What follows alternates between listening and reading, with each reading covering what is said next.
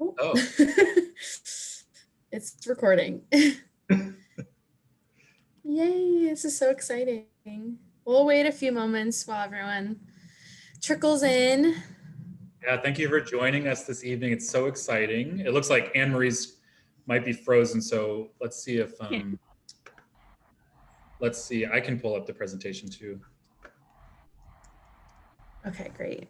I can also, my internet's been a little wonky today, but I can also try. Do you mind pulling it up, Maya? Just in... Yeah. Okay. The joys of virtual everything these days. Okay. Let me get it up.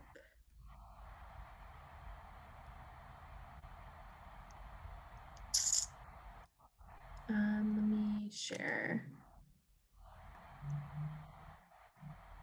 And hi, everyone, again, who's tuning in.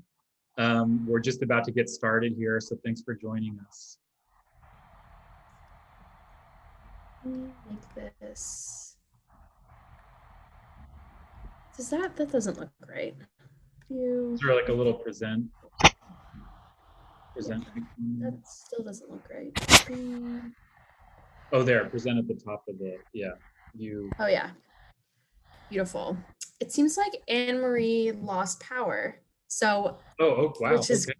Yeah. So we're totally fine. Well, I'll just get started, everyone. It's so great to have you this evening. Yeah, great. Excited to jump into this fabulous topic, which is gathering plants and creativity in the garden. And as you hear from our panelists today, and I'm going to remove my disguise and actually be one this evening. You're gonna see just how amazingly diverse all the ways there are to engage with native plants, build relationships with them, build connections with them, and be inspired by them as artists, as culture keepers. There's so many ways to do that, and I'm just really honored to be joined by Barnali Ghosh today, a storyteller who bridges home and homeland through these amazing self-portraits, and she has transformed into California native plants recently, and so we'll hear about that process. We're also really honored to be joined by Kat Hai of Hupa descent, and she is a community activist, a native plant grower, gardener, an elder, culture keeper, someone who really melds these relationships and legacies of native plants, and from that garden, from her own garden, creates medicine and basketry materials and art, and in that relationship stewards Indigenous lifeways and legacies. So we're so honored to have both Barnali and Kat on today, and I'll be speaking about flower arranging from my new book, California Innovates. So we're really excited to begin. Maya, you can go to the next slide, please. Yeah. Okay, beautiful. You see it. There's a little bit of a lag. Yeah. So as I mentioned, we got Kat Hai and Barnali joining us. I'll be speaking third. And then if we have time today, we'll be going through a panel discussion where we'll ask our panelists some questions pertaining to their art practice, to their gardening methodologies, and just their philosophy. So, all right, so without further ado, welcome, Kat. We're so honored to have you join us this evening, and I give you the mic, so to speak. Well, Heyongwi Malyo, that's hi friends in the Hupa language. And I'm really excited to be here with all of you. All over the state. This is such a amazing format. And I wanted to welcome you to my gathering garden. Also, I just wanted to do a little bit of promo. There's a new book that just came out May 11th called Under Western Skies, Visionary Gardens of the West. And my humble little tiny corner of a garden is included in this wonderful, wonderful, amazing book of California native plants. So if you get an opportunity to look at it, look for Kitty Wishchi Corner. So I wanted to welcome you. And these are some of my, I call them weed warriors. these are some of my friends who come and help me. I live all by myself in this big place. And they come and help me tend the garden. So next slide, please. I wanted to begin with roots. We all have roots. We all come from various places, and many of us are uprooted and put into a new environment. Next, please.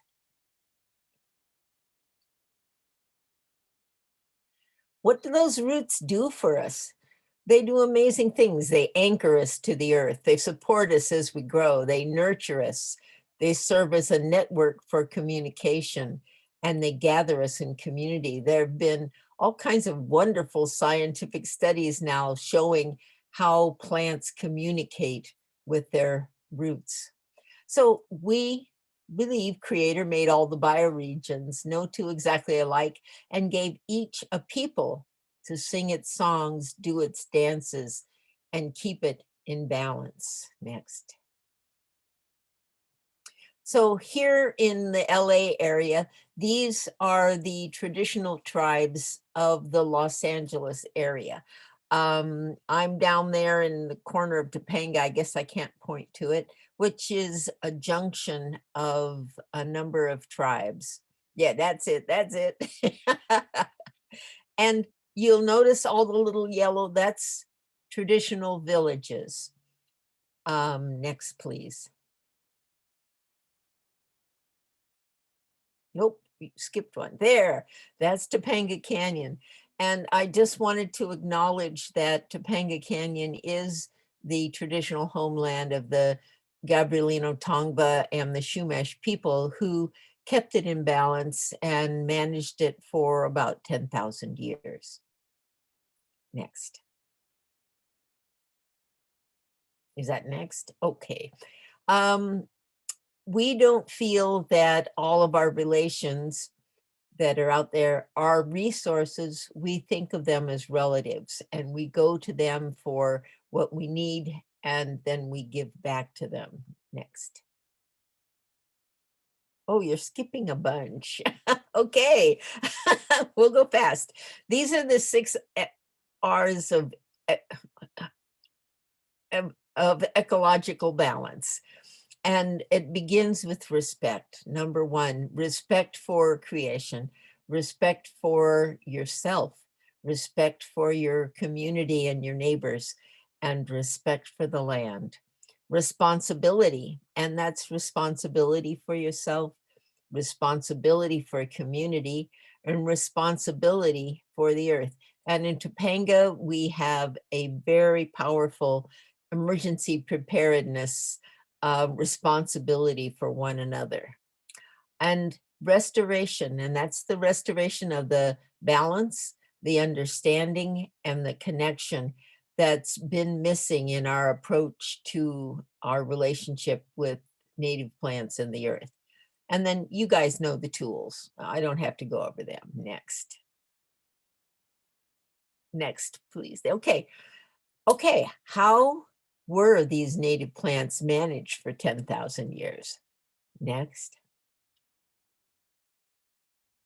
There's a wonderful book by Dr. Kat Anderson that's called Tending the Wild. And she goes over the management techniques, which included burning, irrigating, pruning and coppicing, sowing, tilling, and transplanting.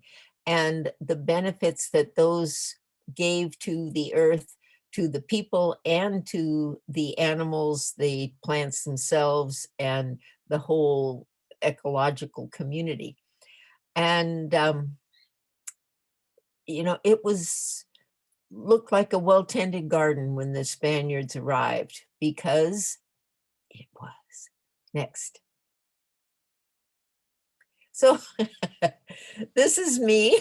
I had dark hair then, that was pre-pandemic. This is me gathering tunas from the prickly pear on my front corner. And all of these techniques were done in the service of gathering. Indian people didn't have to, in California, didn't have to go further afield every year to gather what they needed to sustain their village. And my mom's village up at Hupa, the archaeologists tell us, has been in the same place 10,000 years. And the ceremonial fire has been going and in the same place for at least 8,000 years, carbon dated. Next. So this is how we go about gathering. We go with respect. We go with the song in your heart. If you don't have that song in your heart, don't go. Offer a prayer. We give a prayer of thanksgiving. Ask permission. Is it okay if I pick you? And give the plant intent. I'm going to use you to make a wonderful tea that's going to help cure my cold. Okay, this is Barbara Drake, who was one of my teachers. She passed away last year, but she taught with the Mother Earth clan to show respect, gather in the proper season, gather no more than you need, gather from different areas to prevent overgathering, use a tool appropriate to the plant. And Barbara in this picture is using a digger stick. And us California Indians got the nickname of digger Indians because they saw us using these sticks and thought we were just digging in the ground to find something to eat, when in truth we were managing it. Okay, what do you want in your garden? Food plants, yes. And I have planters in the front yard. Medicine plants. Our plants are very, very useful for medicines. Tool plants like the digging stick, and beauty. And in many Indian languages, there's no separate word for beauty. The Navajo have a term, hojo, and hojo means balance, and it also means something that's beautiful, because if it's in balance, it's beautiful. Next.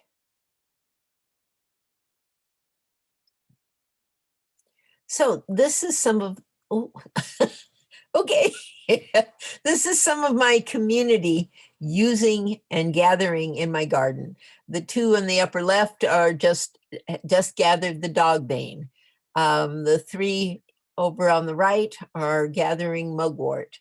The masked marvel on the lower left just is one of my vinca vanquishers, and just pulled vinca out of my yard.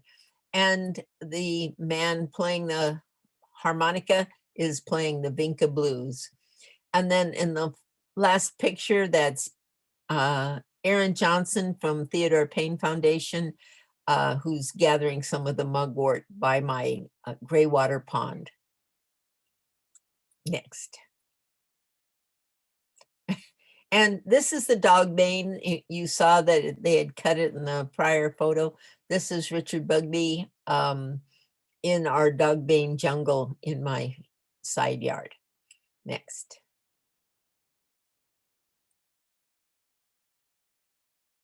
This is me gathering miner's lettuce in my front yard.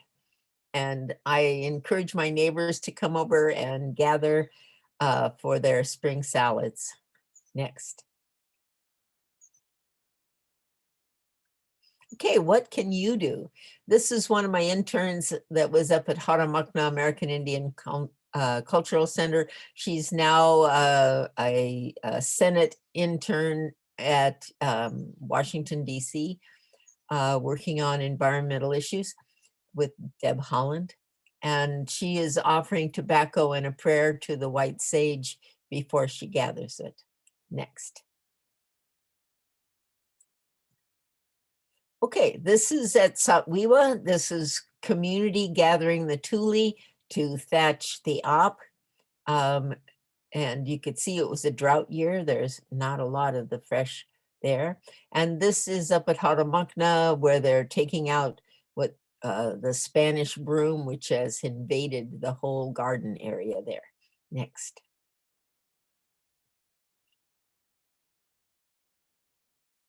This is Rudy Ortega Senior Park, and these are a Native youth group planting white sage in the San Fernando Park, and the Tataviam people were given permission to take care of the native plants in the garden and gather there. Thumbs up. Okay, next. This is the same park. They're gathering Artemisia californica. The sagebrush makes an absolutely wonderful hair rinse that makes your hair shiny and smell fragrant like that California perfume. Next. Here's some native youth at the same park because we're taking care of it, gathering rose hips to make rose hips tea and jelly. Next.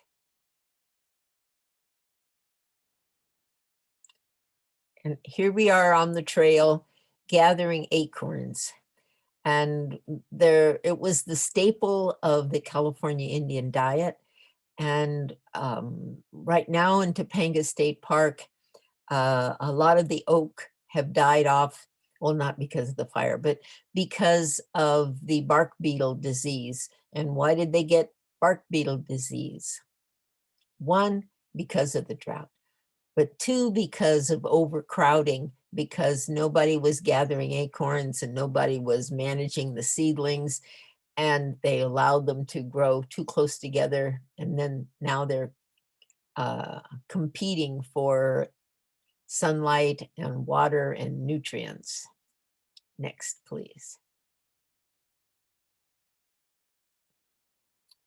Okay, we formed a culture club. And this is some of us gathering deer grass, gathering the acorns, gathering yucca for a class. And we got permits from the Angeles National Forest. And one yucca can do a number of things for the class. And we're gathering chia on the fire road. Next, please.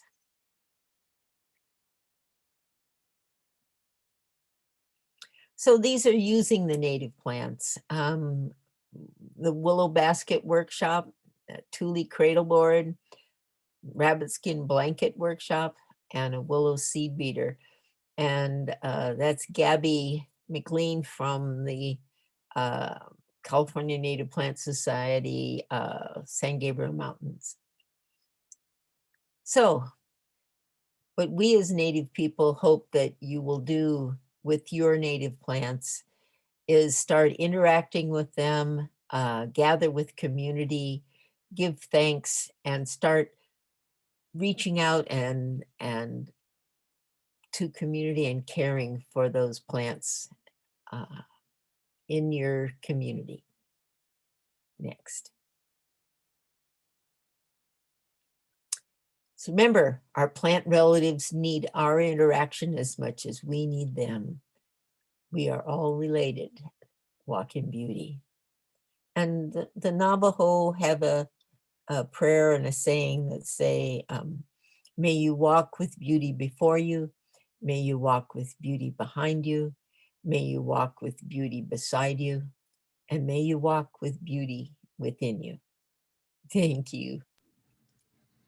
Thank you so much, Kat. That was just so fabulous, and really appreciate your perspective and all that you do.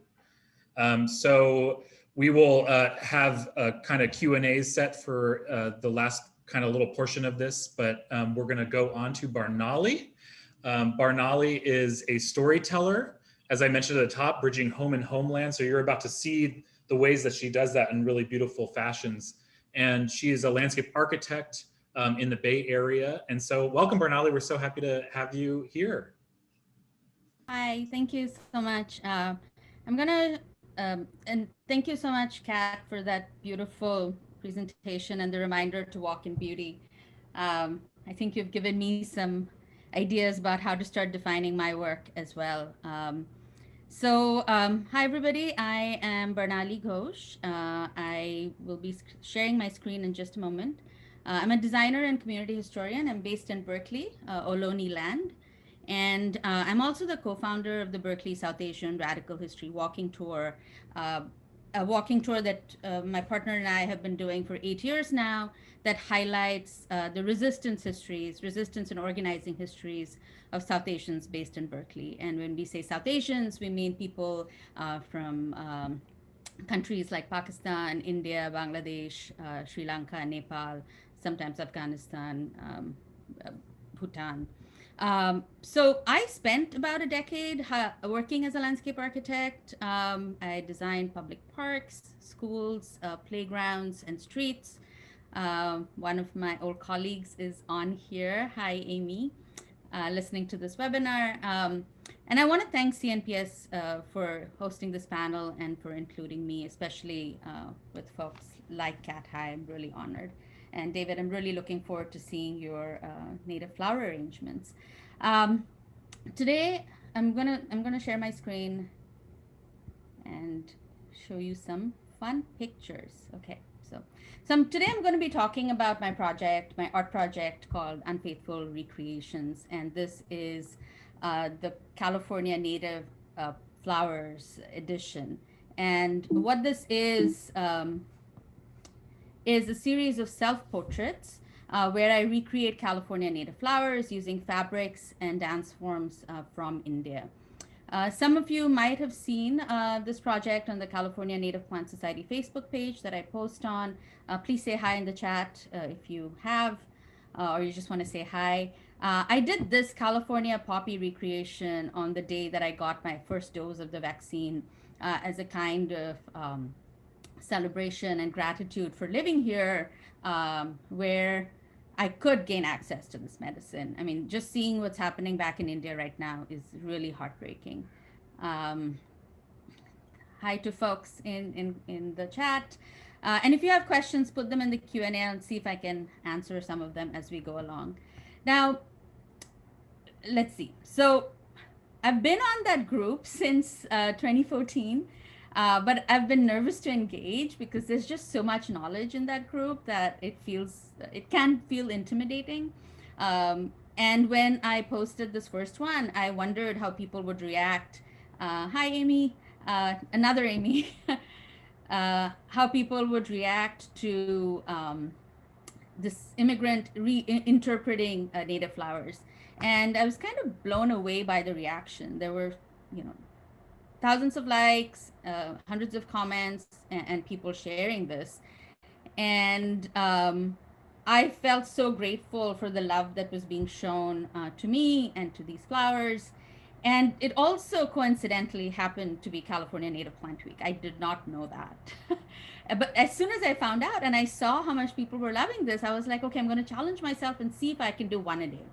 So I, pushed myself to do one a day. And so for California Native Plant Week, I did the lupin, baby blue eyes, the peony, Douglas iris, and McTeaha poppy. When I got invited to speak today, I asked folks on the Facebook group, hey, like, what do you want me to talk about? What questions do you have? And a lot of folks were curious about the process. They want to know, like, how do you do this? How does this all come together? And so I wanted to see if I could try to explain how these photos come together and what the various components are of this. So this is my process. That's my brain. And those are all the things that are sort of jumping around and swirling in my brain.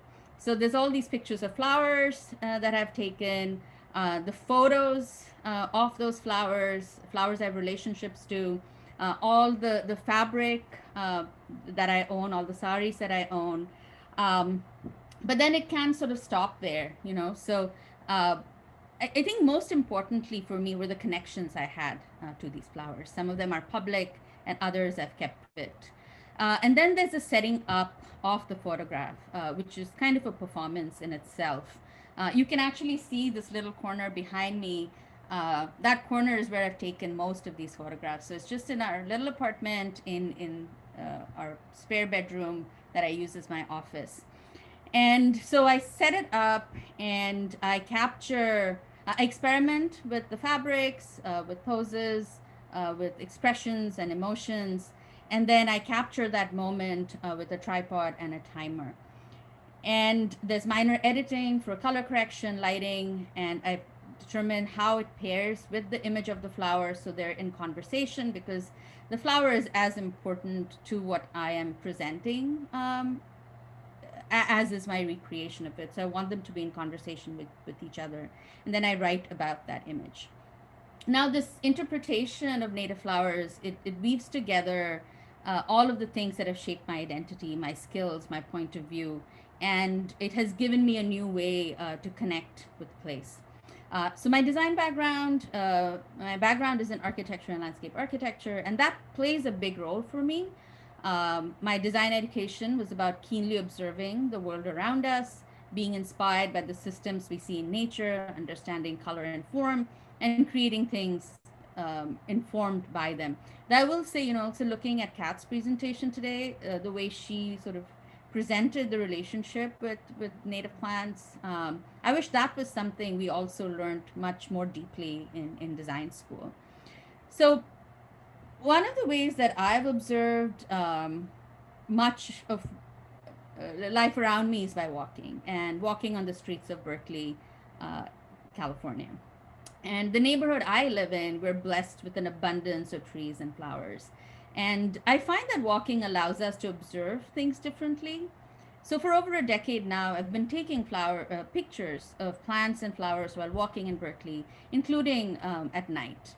And taking these pictures allowed me to observe color, form, and the passing of time. But connection with place is often fraught when you're an immigrant. I grew up in Bangalore, in India. It's known as India's Garden City for all of the blooms and trees that line its streets, jacarandas, gulmohars, rain trees. Through culture and stories, I had a relationship with these plants. Marigolds used at weddings, mallige in my mother's hair. This is where I get emotional.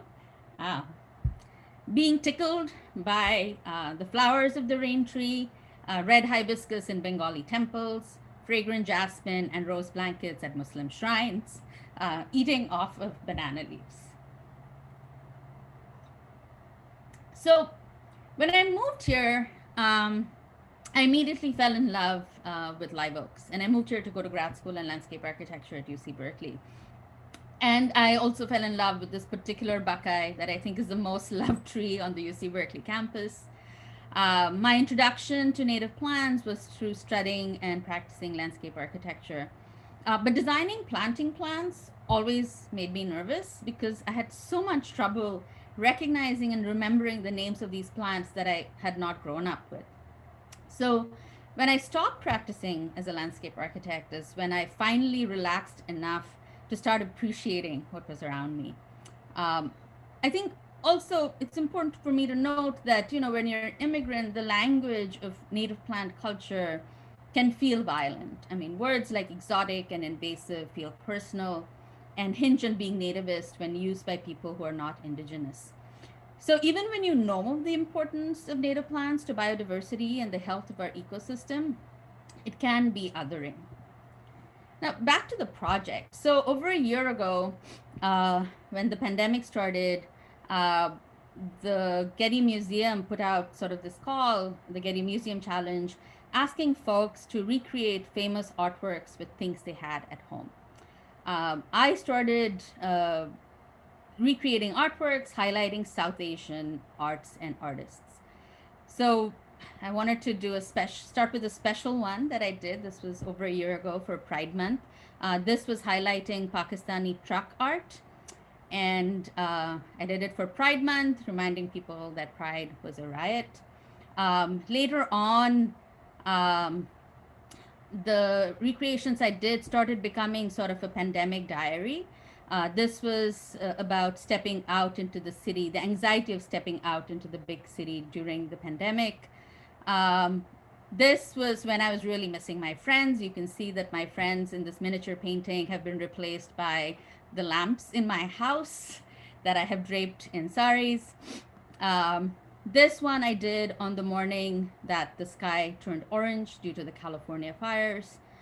This is a recreation of Edward Hopper's Morning Sun painting. though I don't know if he would have imagined this orange sky that we had that morning. I did recreations of paintings that drew attention to Asian American artists, and also used it to process things like the violence against Asian Americans and the huge loss of life that had happened during COVID. I actually started looking at Georgia O'Keeffe, wanting to recreate one of her iris flowers, but at that moment, this is what called out to me. I made over 50 art recreations, and this process had me researching art and looking deeply at paintings. And for many of these pieces, I used my stash of saris and shawls and became very familiar with their colors and details. And so a few months ago, while I was walking in Berkeley, this was during a period that local newspapers called wisteria hysteria, because the wisteria was just so lush this year. And as I was walking surrounded by these blooms, I sort of looked at the blooms and I said, I think I have a sari and a shawl that look like the color of those blossoms. And so when I thought about recreating the California poppy, I knew exactly what sari I was going to use. But then a lot of it is about the details. So saris are one piece of fabric. They're usually 18 to 20 feet long. They're made of silk, cotton, and other materials. Traditionally, they're handloom. The one I'm wearing today is a handloom, is a Bengali handloom. But they are these days most commonly made using power looms. And we can have a conversation about what that means. They can be worn in multiple ways, and that makes them tremendously versatile. This sari that I'm wearing is the one I used to recreate the peony. I'll show you the image in a second. But today I'm wearing it in a different drape. The blouses, though, they have to be stitched to fit, and that's a whole nother story. But what I loved about using saris, and that was one of the questions one of my friends, Sapna, who's also in the CNPS group, Facebook group, asked, is why saris? Like, why not anything else? And I think for me, using the saris that I have really appealed to sort of my minimalist approach to creation and production of art, using things I already owned. I mean, part of the Getty Museum challenge was to do things with what you had at home, not go out and buy more stuff. And I think I own a normal amount of saris for someone of my age and my class, and all of them would probably fit into suitcases. And many of them are from the time of my wedding or gifts received over years. Some received as a memory of a loved one who has passed, and a handful that I bought myself. Most of them sit in the suitcase because they're not suited to this weather.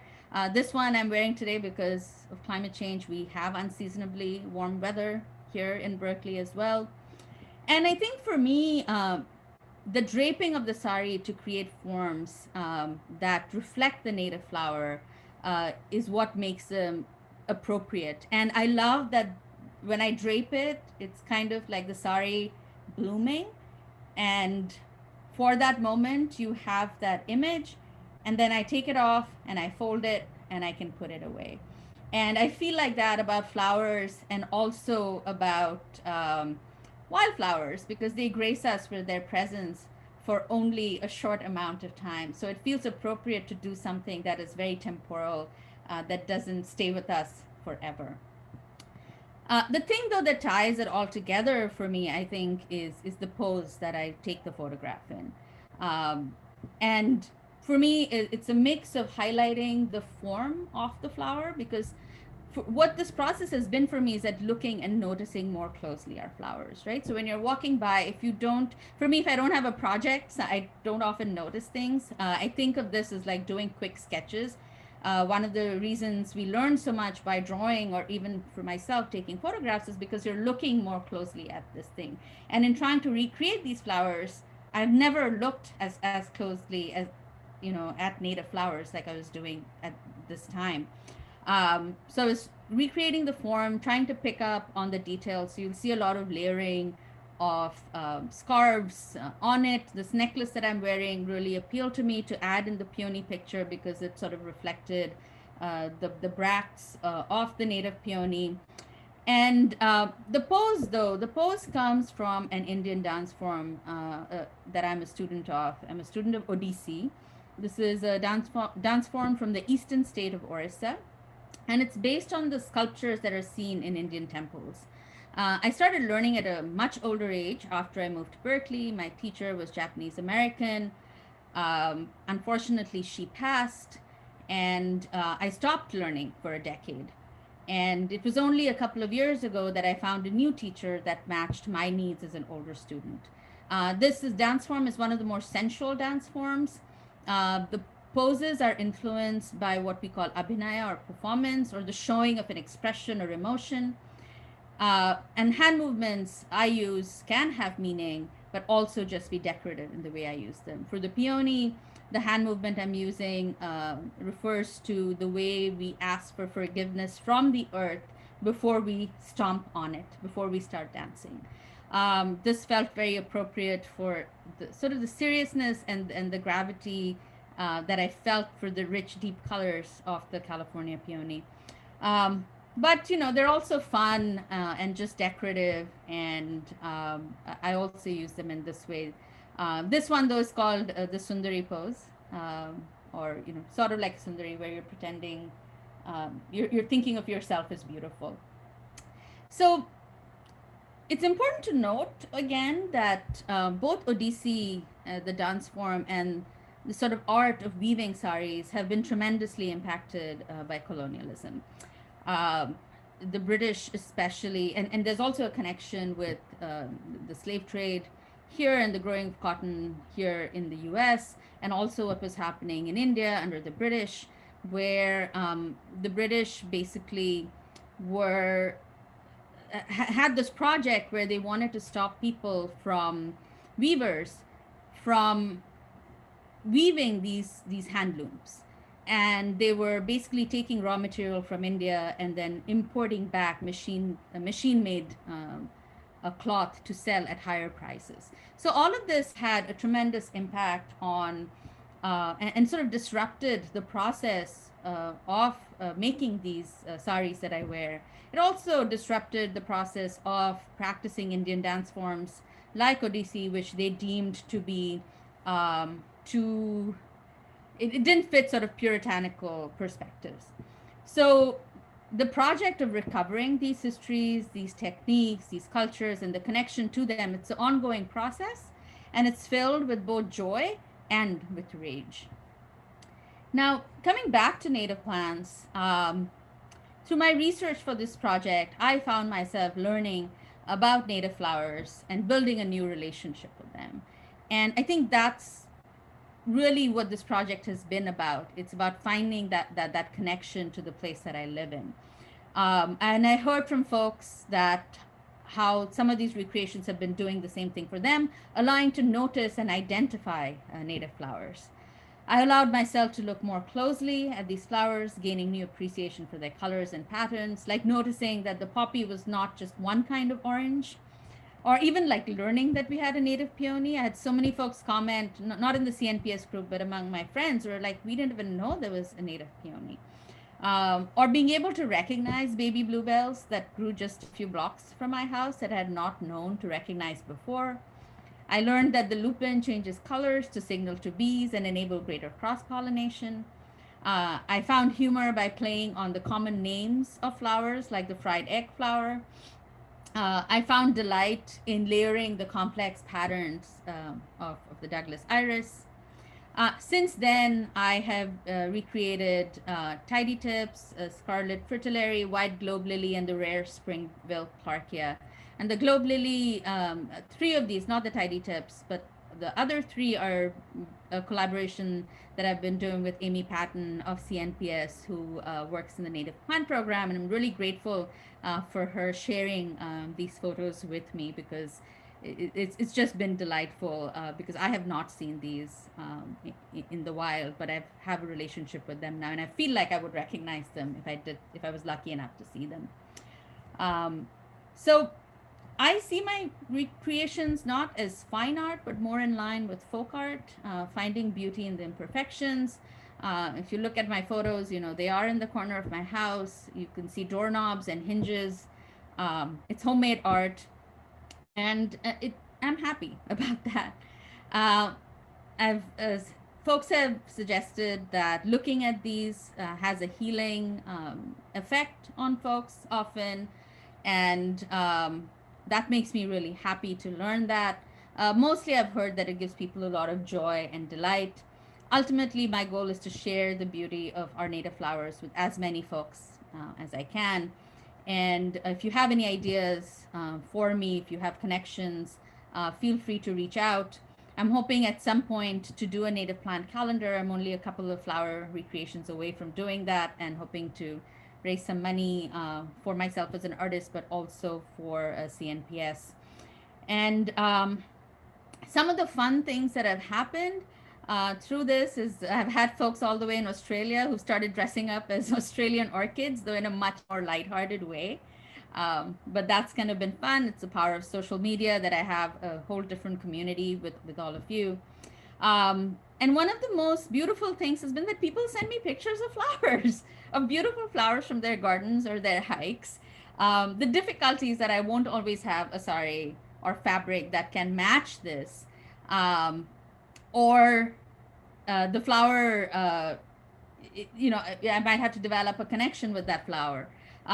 So I'm not always able to respond to those requests, but I love that my mailbox and my inbox is often filled with pictures of flowers. So keep sending them, but bear with me if I don't do them. So I'm gonna, you can look up more on the CNPS Facebook group. If you're on Facebook, on Instagram, feel free to email me, come on our walking tour. And I also want to just share Year of No Flying, which is a climate change, climate journalism project that was one of the first projects I worked on many years ago that really got me thinking about building relationships and roots locally. So to Kat's point, for me, this project is about making a little bit of, putting in a little bit of roots where I live. That's what it's helping me do. So thank you for listening. I'm going to stop sharing my screen. Thank you so much, Barnali. This is so fabulous. Oh my gosh. So fabulous. All right, well, I have to follow that up. But I'm going to share my screen and talk about native plant flower arranging and a project I've been working on for about the past 4 years. So let me share my screen. Go into here. Okay, beautiful. Are we all seeing a beautiful poppy here? Okay, great. So I've just produced this book, California in a Vase. It's published by G2, which is out of the Gottlieb Native Garden. And so for the past 4 years, I had worked as Director of Visitor Experience at California Botanic Garden. And I clearly love flowers, right? I mean, native flowers are just my passion. Native plants are my passion. And flowers are something that I've always been drawn to. As a queer person, they are something that just expresses beauty and defiance and resilience in all of these gorgeous ways.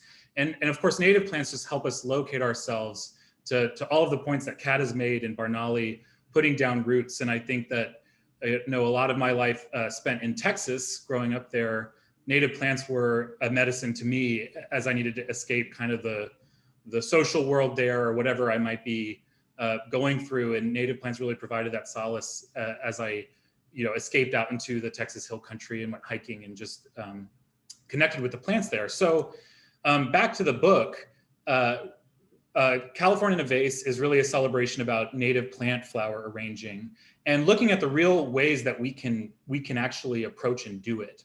And so what's really cool is at California Botanic Garden, there's this fabulous group of volunteers called Native Designs. And they've been doing this for a decade, where they grow a cutting garden on the 86 acres of California Botanic Garden.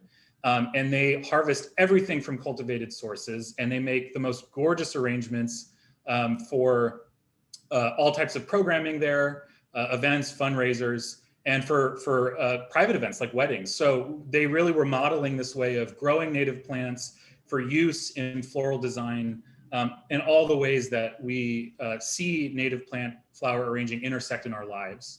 And that was just so profound. And the fact that they were modeling that, I thought was so beautiful. So Susan Gottlieb, the head and founder of Gottlieb Native Garden, was honored at California Botanic Garden, and she saw these arrangements in real life. And that was the origin, that was the impetus. she said, we need to make this book about bringing California native plants into our homes and into flower arrangements. So we partnered up, and it was just a fantastic process. So I'm going to start showing you some beautiful arrangements from the book. It covers the 4 seasons. So here is winter, of course. And all the arrangements you're seeing were either created at California Botanic Garden by Native Designs or at the Gottlieb Native Garden.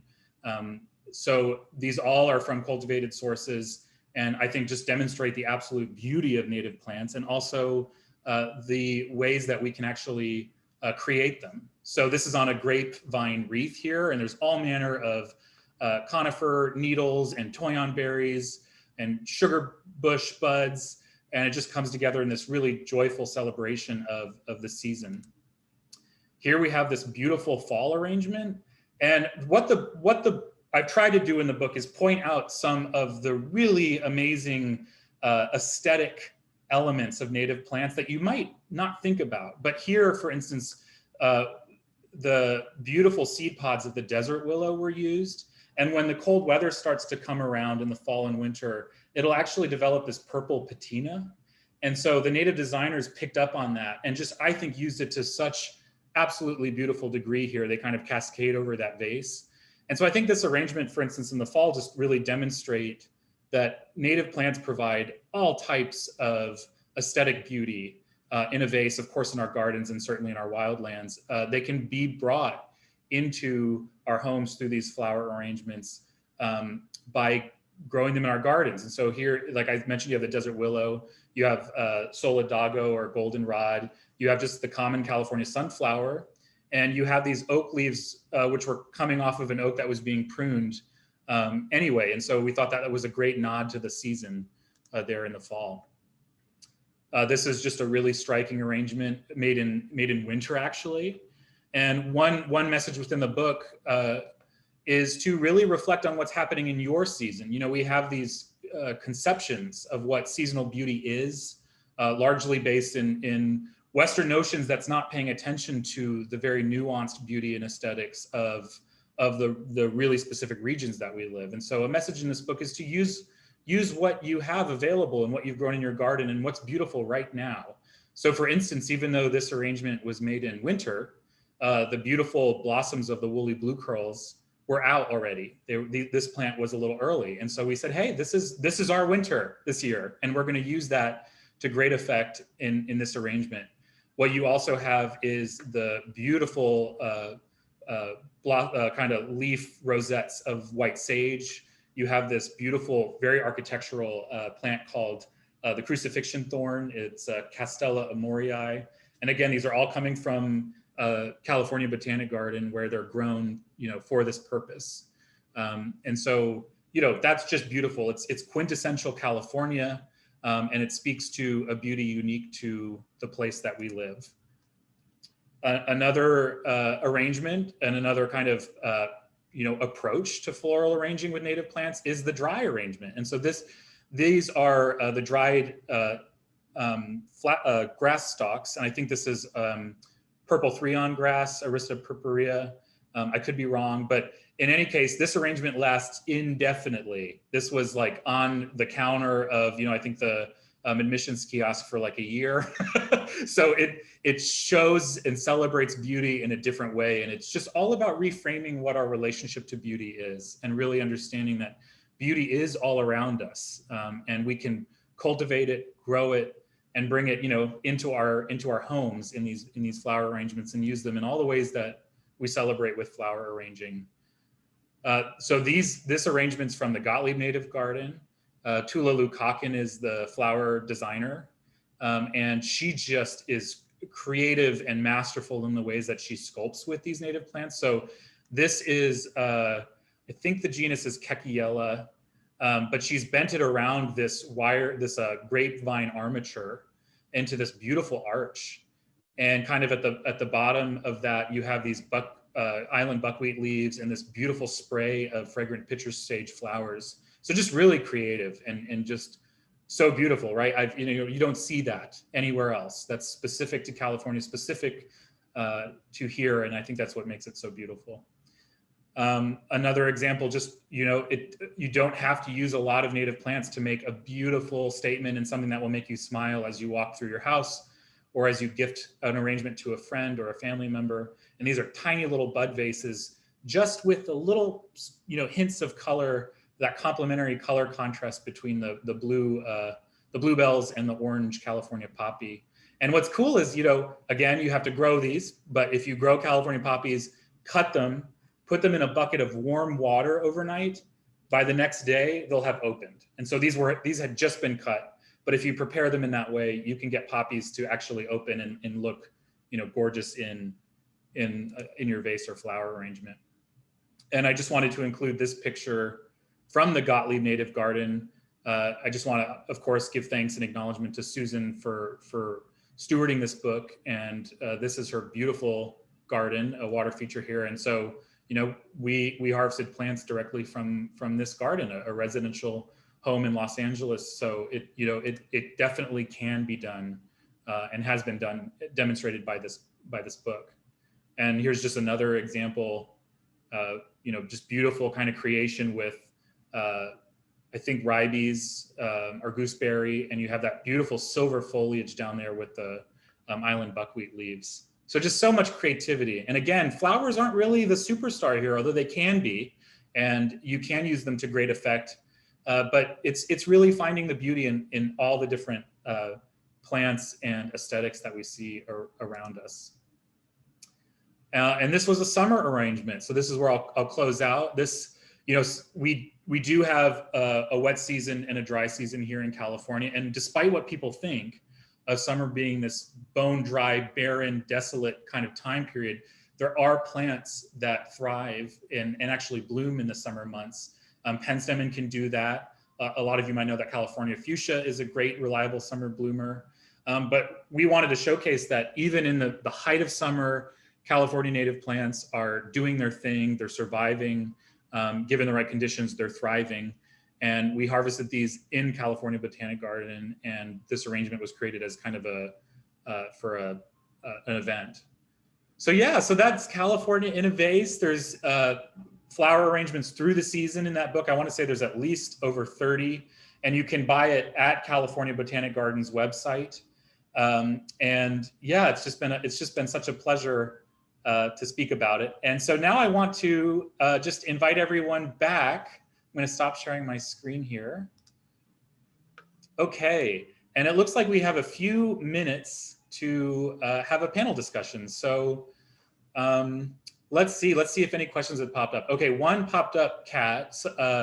Carolyn West would like to know, can you provide the name of the cactus that you are harvesting in the front corner of your yard? Yeah, it's prickly pear. Opuntia. I don't speak botanical. No problem. Yeah, Opuntia. I'm an old Indian. Yeah, prickly pear cactus, Opuntia. I'm not even sure what the species name is. But it's our native prickly pear, and it's happy in my front yard.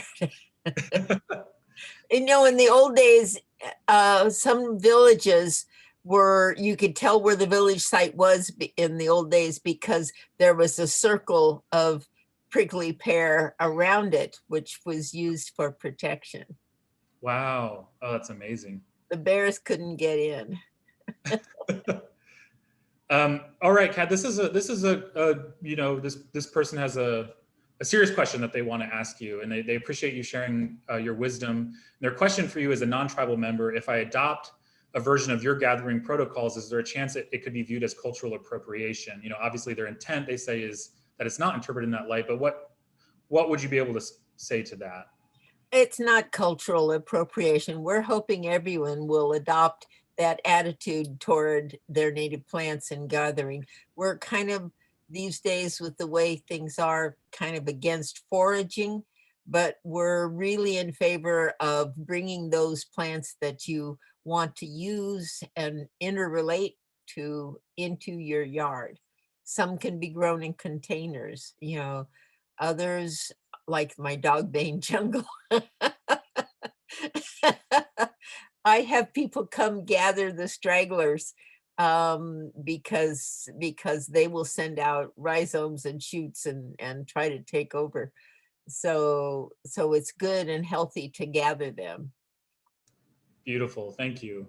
And we use it for cordage. The dry stalks in the winter are gathered, and then cordage is made that sewed houses and boats and everything together in the old days. Beautiful. So how long do the arrangements last? Tish asks. It really depends on the arrangement. There's a couple plants to look out for. Ceanothus, which is absolutely gorgeous, snows in the sense that when you put it in a vase, by after day one, the blossoms will fall.